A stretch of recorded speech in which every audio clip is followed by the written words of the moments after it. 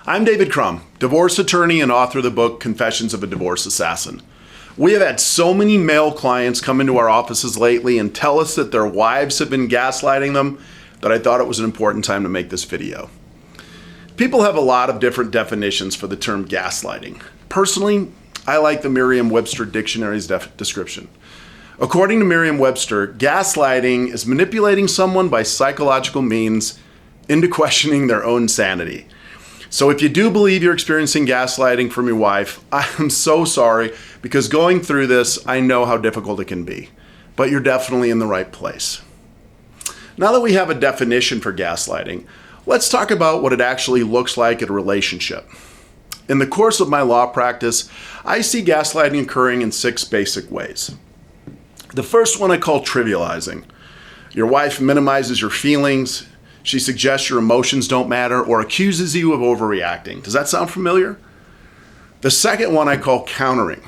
Your wife may question your memory, make up new details, or deny that something happened. She might even blame you for the situation instead. Another way I see gaslighting manifesting in relationships is withholding. Your wife brushes off your attempts to have a discussion or accuses you of trying to confuse her. The fourth strategy, diversion. When you bring up a concern about her behavior, she changes the subject or turns it back on you by suggesting you're making it up. Number 5 is forgetting or denying. When you mention a specific event or something she said, she might say she can't remember or tell you it never happened at all. And the last one I call discrediting. Your wife suggests to other people that you can't remember things correctly, you get confused easily, or you make things up. This can even threaten your career when it happens at work. Now, many of our clients tell us that it took them years to realize what was going on in their relationships. So I want to talk a little bit about how you know that gaslighting is actually happening to you. What clients tell me is that the first thing they experience is what their wife is telling them after a while just doesn't make sense. There seems to be something wrong, but they can't quite put their finger on it. And as this behavior continues, they start to feel disheartened, defeated, depressed, and the thing I hear most often is that they begin to experience a lack of confidence. If you're experiencing any of this, you may very well be in this very situation. Now, in my practice particularly, I see gaslighting happen in 2 phases. First, there's the phase that happens before divorce. In these situations, my clients report that their wives are most often gaslighting about having an affair, making bad financial decisions, and the use of drugs and alcohol. Now, in these areas, I most often see wives using the technique of diversion, during which they change the subject or suggest that you're simply making it up. Often they'll tell you you're crazy. You're not crazy. If you bring up the topic of divorce, you'll see all of the gaslighting techniques on full display. The most common themes wives in these situations use is that they'll leave you with nothing, keep you from seeing the kids, and just generally make your life a living hell. Now, all of this is nonsense, of course, but it still keeps many men from leaving toxic relationships. If these things are happening to you and you're still married, my best advice is that you get some distance from the relationship and that you begin to test objectively what your wife is telling you. Now, what I mean by this is that you need to remove yourself as much as you can from the situations that allow your wife to dominate you psychologically. Some men have simply moved out. Some of my clients have created more personal time in their lives, and they've spent more time with their friends.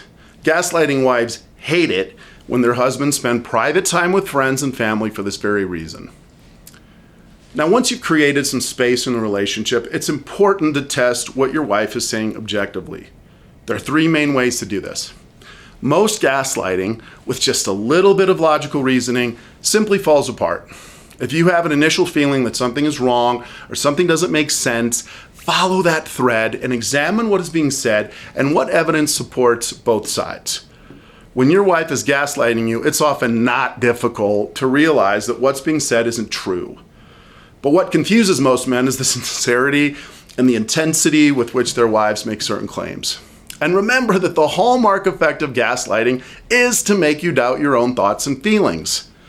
Hopefully you have a support system of friends and family. If you do, you should be as open and transparent with them about what is being said as possible. If you can keep an open mind with regard to their feedback, your support system will often have the most objective perspective about what's actually happening in your relationship. And finally, if you're truly considering divorce, you should schedule a consultation with a competent divorce attorney so that he or she can dispel all of the myths that your wife is likely telling you about what will happen if you file divorce. Many men who want out of the relationships, they simply need a little support to help them move forward. Now, the good news, if there's good news here, is that if you have a competent attorney who understands how gaslighting works, it'll actually be much easier for you to deal with your wife once your divorce is filed.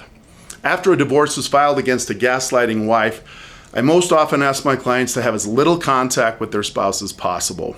If they have to communicate, I want to see that happening through text or email or through an online platform like our Family Wizard so I can monitor the communication if I have to. Now, from a legal perspective, I am most often dealing with diversion, forgetting or denying, and discrediting.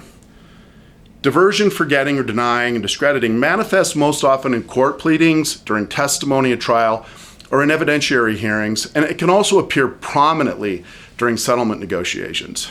So it's important that you assist your attorney and that your attorney immediately correct any false statements that are made in your divorce pleadings.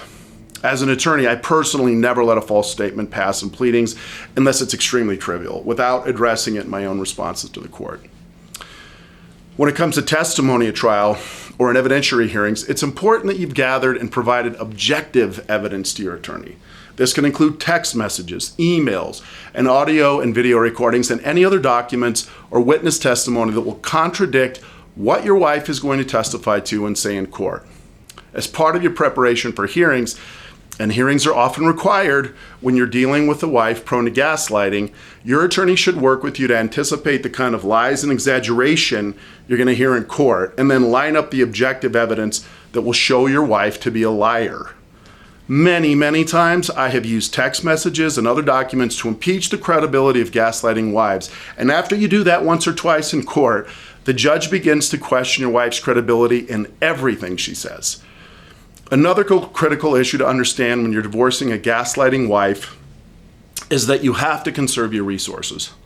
Wives like this, especially if they have an attorney who believes everything they say, can create a lot of drama, distractions, and false issues. So it is incredibly important that your attorney understands this and helps you pick your battles. If you're not careful with this, you can end up incurring huge costs and attorney's fees in your case. And finally, you should pick at least one person who can support you through this process and help you stick to your guns. So many times I've watched my clients not follow my advice because they're so used to simply doing and believing everything their wives tell them. So a good friend or family member with a strong personality can be a lifesaver in these situations. Okay, listen, this video is long enough and I'm gonna wrap it up here. If you're facing something like this, as I said before, I am so sorry, and I completely understand what you're going through and how difficult a time this can be. Here's what I can offer to you at this point. We have an incredible team of lawyers here, and all of the attorneys in our firm are extremely skilled and know how to deal with gaslighting. You can simply pick up the phone, call our office, and one of our highly experienced divorce paralegals will walk you through the case, what your options are, and whether we can actually help you with your case. If you can, we'll set up a consultation with you, and we would love to meet you and hear about your case. Thanks for your time, hang in there, and I hope to see you soon.